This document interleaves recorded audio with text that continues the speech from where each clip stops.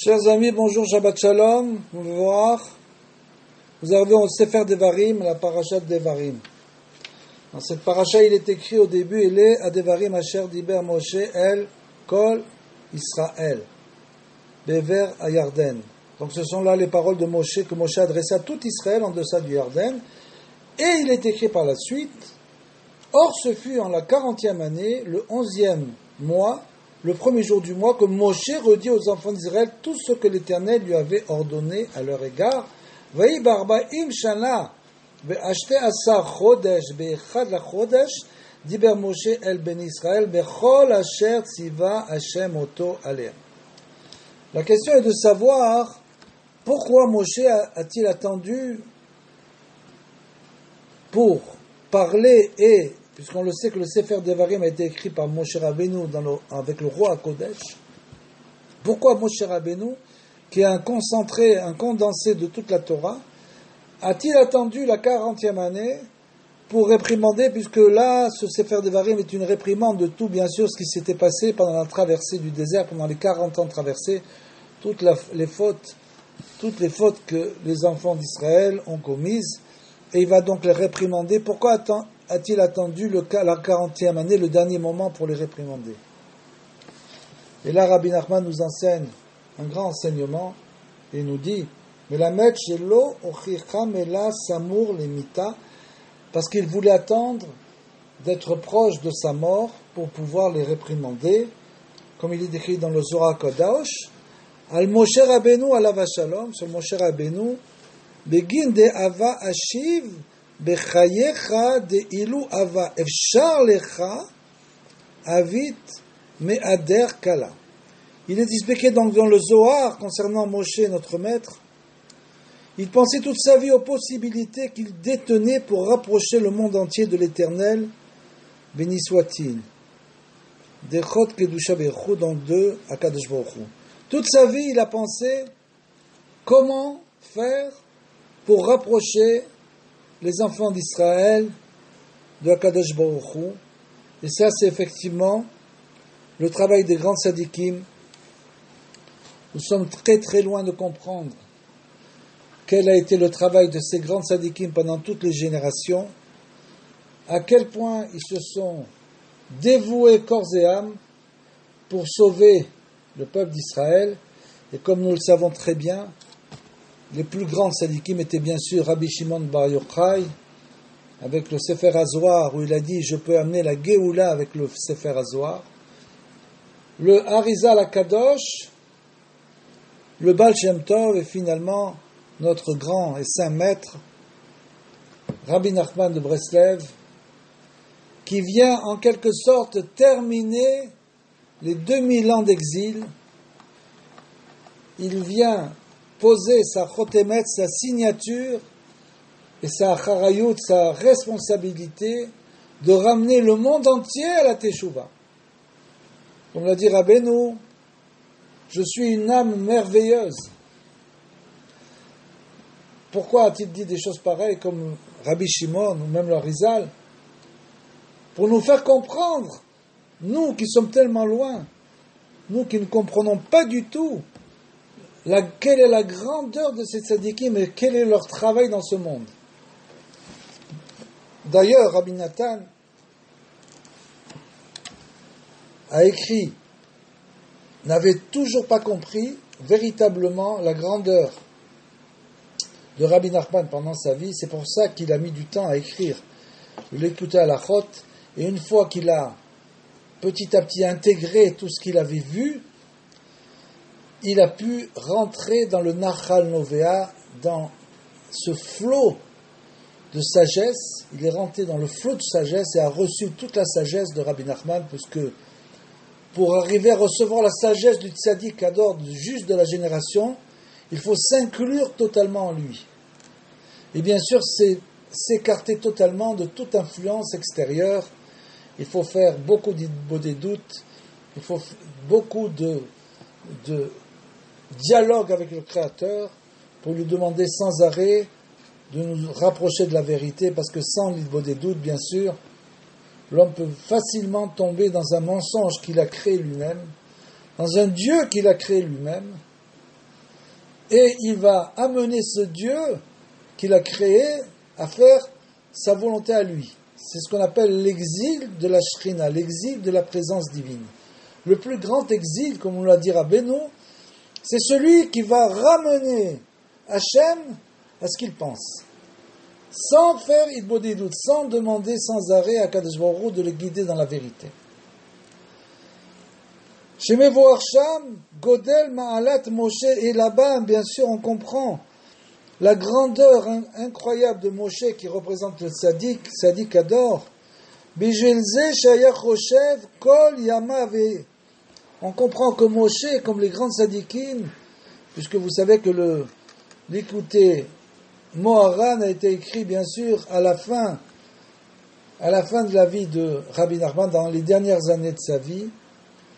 C'est donc une réflexion de grands tzaddikim qui ont passé leur vie à servir l'Éternel, quoi qu'il arrive, comme Moshe Rabbeinu, Shaya Choshev Kol Yamav, She'elu Aya Efshar Lo Aya Marzir Kol Haolam, parce qu'il voulait, comme nous le dit Rabbeinu, ramener le monde entier à la Teshuvah, à la Shem Itbarach vers Akadosh Baruch Hu, puisque Rabbeinu aussi a une Torah qui est complètement adaptée, comme on l'a dit, à la génération. Il n'est pas facile de comprendre la Torah de Rabbi Nachman, puisque bien sûr elle va à l'encontre de beaucoup de choses que nous entendons.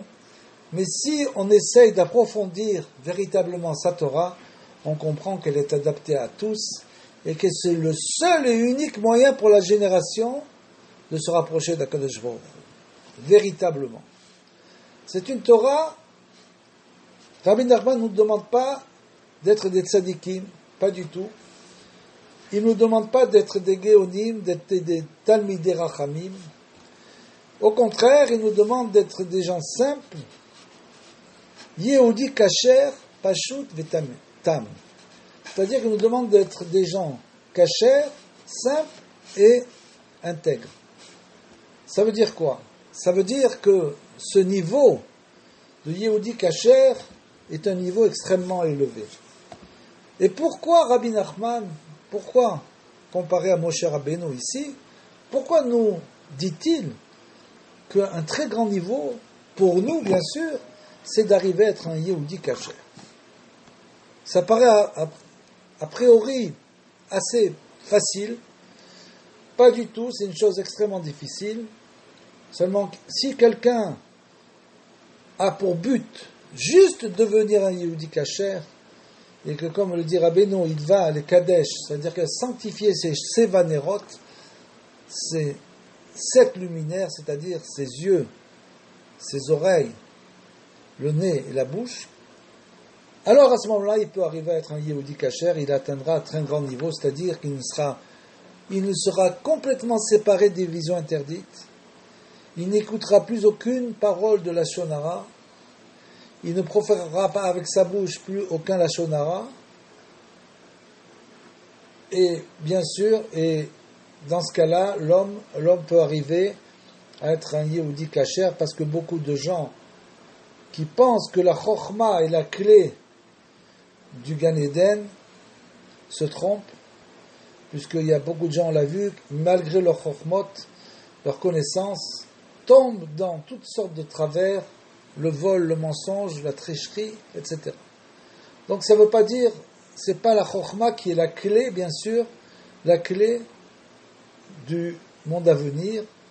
C'est bien sûr, ça en fait partie, mais il faut commencer par le début. Et le début, on a tendance à sauter les étapes, et c'est pour ça que Rabbeinu est venu dans notre génération pour nous prévenir que même si tu n'as pas le temps d'étudier beaucoup, simplement en faisant de l'idbodidout, en priant avec kavana, passant quelques moments d'étude dans la journée et en lisant quelques psaumes, tu peux, si tu en as la volonté, arriver à être un yehudi kasher, c'est-à-dire t'écarter totalement du mensonge, de la triche, du kavod et de tout ce genre de travers, malheureusement, dans lequel tombent beaucoup de juifs religieux, qui prennent la Torah comme une religion et amènent Akadosh Baruch Hu à leur Torah, entre guillemets, qui n'est pas, bien sûr, la Torah Temet, Venimsa shafilu Moshe Rabbeinu alav shalom, même Moshe, Ikar mitzvah tochacha, qui voulait faire des remontrances au peuple d'Israël, bien sûr, pour leur expliquer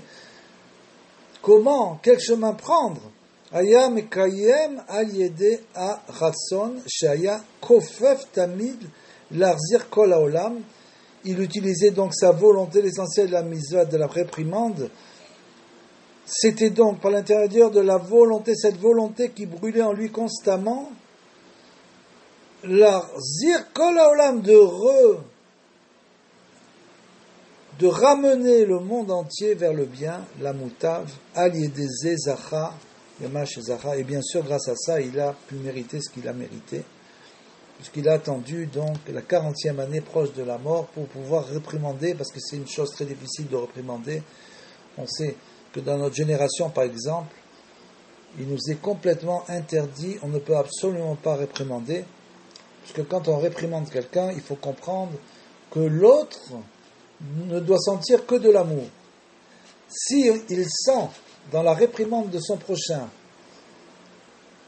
un peu de haine, à ce moment-là, il ne pourra absolument pas recevoir la réprimande. C'est pour cela que nous n'avons pas le pouvoir de réprimander dans notre génération. Et c'est ce que nous ont dit nos maîtres. Les sages ont enseigné que c'est tellement difficile de réprimander une personne. Il faut tellement réfléchir qu'il faut réfléchir en fait toute sa vie. Toute sa vie, et c'est juste au dernier moment de la vie, comme un père qui va mourir et qui réunit ses enfants pour les réprimander et leur expliquer quel est le chemin. Et bien sûr, c'est l'exemple de Yaakov Avinu, on va le voir. Sheken Moshe Lo ochichan ela samur lemita, et donc c'est pour ça qu'il a attendu le jour de sa mort. Vekren Yaakov Avinu, et comme on l'a vu, Yaakov Avinu, Ainu ki ikar atochacha ou al yede aratson, parce que l'essentiel de la réprimande provient pour ceux qui réprimandent de la volonté, de sa volonté de se fondre dans l'infini. Et le moment propice, c'est bien sûr le jour où l'instant où on va finalement se fondre complètement dans l'infini, quand l'âme va se détacher du corps. Velken, ikar atochacha urak, samo lamita she'az matrilin leikalel beratson. C'est au moment donc où on va se fondre dans l'infini, dans la volonté divine. Ratson, c'est bien sûr la volonté divine. Ve'az meirbo aratson beyoter, et c'est pour ça qu'à ce moment-là, cette volonté va éclairer au maximum. Mechamat she'u samur leistalkut. C'est parce que c'est le moment où il est prêt de rendre son âme, qui a istalkut shel hatzadik ou sheye nistalek venechlal bebechinat ratson, puisqu'on sait que le tzadik, les grands tzadikim, sont plus vivants après leur mort que de leur vivant, parce que une fois qu'ils sont morts, ils vont se fondre dans l'infini, donc ils vont prendre une dimension qui sera beaucoup plus élevée que la dimension du tzaddik qui est vivant, comme nous l'avait dit Rabbeinu. Quand il est arrivé à l'âge de 38 ans, il a dit à Rabbi Nathan, qu'il était obligé de quitter ce monde parce que son corps le gênait pour avancer, pour continuer sa avodat Hashem incroyable. Kemo Moshe, comme Moshe Rabbeinu, la même chose, alav shalom. Nechlal besha'a mitato berava de ravin, et donc il va s'inclure dans la volonté des volontés. Umechamat shesamur le mitato matril leayirbo bechinat aratson, puisqu'il se rapprochait donc de ce moment-là, il a reçu donc la lumière de l'au-delà, bechinat aratson, qui correspond bien sûr à la volonté divine. Ve'alken az davka yachol leochicham. Et justement à ce moment-là, parce qu'il ne voulait pas se tromper, il doit être sûr de ce qu'il allait dire, comme Yaakov Avinu. Donc, il a attendu le dernier moment, quand son âme commençait à se détacher, qu'elle commençait à se fondre dans l'infini, dans la volonté des volontés, d'être sûre de pouvoir réprimander le Ham Israël et de leur dire exactement ce qu'il fallait leur dire. Qui car à Arvut, parce que bien sûr l'engagement, Mashekol Echad Arev Be'ad Chavero, Arevim Zelazé, on est dépendants les uns des autres. On est responsable dans le Ham Israël, comme il est écrit, Arevim Zelazé, responsables les uns des autres. Et donc, bien sûr, cette responsabilité, on ne peut la ressentir vraiment qu'au moment où finalement on va se fondre dans la volonté divine. Et celui qui a le pouvoir de pouvoir réprimander son prochain, qui est noyodé mais en fait il ne sait pas du tout ce qui manque à son prochain. Une réprimande, c'est pour l'aider à combler ses manques. Donc il doit connaître parfaitement les manques. On ne sait pas, une réprimande, c'est pas de dire à quelqu'un pourquoi tu fais comme ça, pourquoi tu fais ça, ça c'est pas du tout une réprimande. Une réprimande véritable, c'est de comprendre quels sont les manques de son prochain et d'essayer, à partir du moment où on comprend les manques, d'essayer de l'amener à combler ses manques. Qui est noyodéa macheraser, mais il ne sait pas lui. La plupart des gens ne savent pas du tout ce qui manque vraiment au prochain. Vegami yodéa im chavero ishma. Et qui sait en plus si tu vas le réprimander, si lui il va t'écouter. Au contraire, il risque de se rebuffer encore plus avant la réprimande, parce que, comme on l'explique dans le Kouté Moharan de Rabbi Nachman, tu vas réveiller chez lui une mauvaise odeur. Avec la réprimande, on doit réveiller une bonne odeur.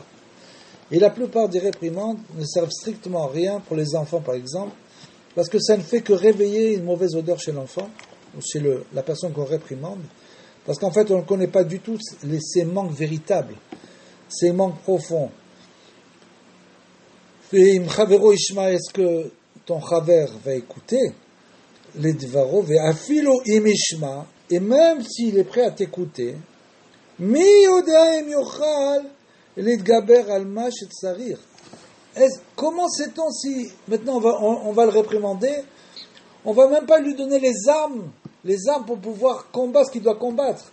Une fois que même s'il comprend qu'il a un manque, on ne saura même pas lui dire qu'est-ce qu'il faut faire comment il va combler ce manque.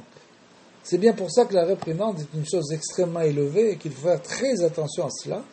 Machet Sarir, comme on l'a dit, les Kadesh Shevanerot, il faut arriver à être un Ishpashut Tam Veyachar, comme le dit Rabbeinu, il faut être toujours quelqu'un, c'est ça, kasher, un homme kasher, droit et simple, et toujours essayer donc de sanctifier les Shevanerot. Donc le plus important est la bouche, puisque la bouche est, bien sûr, d'abord elle est unique, placée au milieu de la tête. Pourquoi? Au milieu vers le bas. Pourquoi au milieu? Parce que c'est elle qui est c'est le seul organe qui est donc au milieu de la tête, dans l'axe du milieu, pour nous dire que c'est le plus important. Donc faire très attention à ce qu'on dit toujours très attention, surtout avec les gens. Très très attention d'utiliser la parole que pour des choses saintes, comme nous le dit Rabbi Nachman, des divrei Torah, et pour le reste, parler au minimum. Est-ce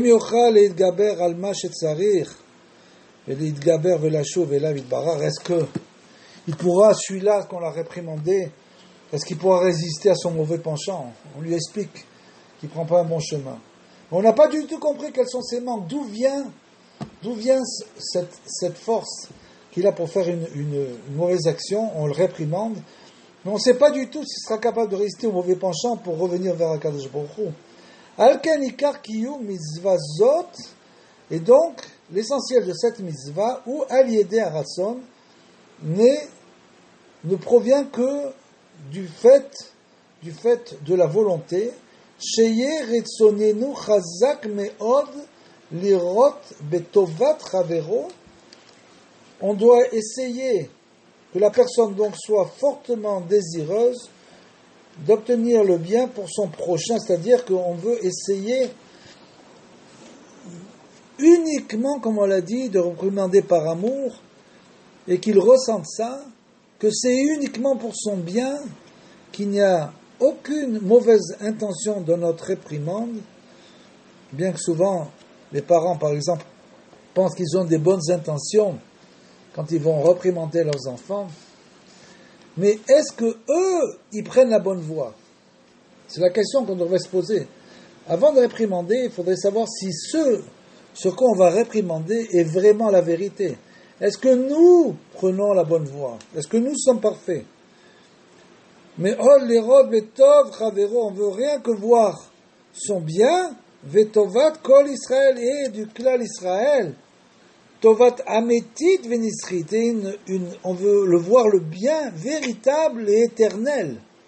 Donc vous voyez jusqu'où ça va, jusqu'où va la mitzvah de la réprimande. Chez Zechou kulam yashuv elav itbarach, que la volonté, on est en train de parler bien sûr des grands tzadikim. Ceux-là, ces grands tzadikim qui ont voué leur vie entièrement au klal Israël, au peuple d'Israël, ceux-là se sont complètement effacés pendant leur vie pour essayer de faire avancer le klal Israël vers le bien en développant une Torah qui est complètement adaptée à la génération. C'est pour cela qu'on étudie celle de Rabbi Nachman dans notre génération, puisque c'est lui qui a véritablement amené une nouvelle Torah, totalement nouvelle. Comme il a dit, l'endroit où je suis allé dans les palais en haut, c'est un endroit inconnu où personne n'est jamais rentré, et de là, je vous ai amené cette Torah. וכמו שאדם בעצמו בוודאי ראוי לו שלא יחסה שום רצון אחר, de même qu'il conviendrait donc à l'homme de vouloir uniquement mériter de se rapprocher de Dieu pour lui-même, rak liskot litkarev elav yitbarach, il devrait uniquement avoir la volonté de se rapprocher de Kadosh Baruch Hu, sherak zeu tova ve'atzlacha ametit, parce que c'est ça la véritable réussite. La réussite de l'homme, c'est uniquement ça dans ce monde, c'est d'arriver à se rapprocher, comme on l'a dit, d'être un ish kasher. C'est tout ce qu'on nous demande.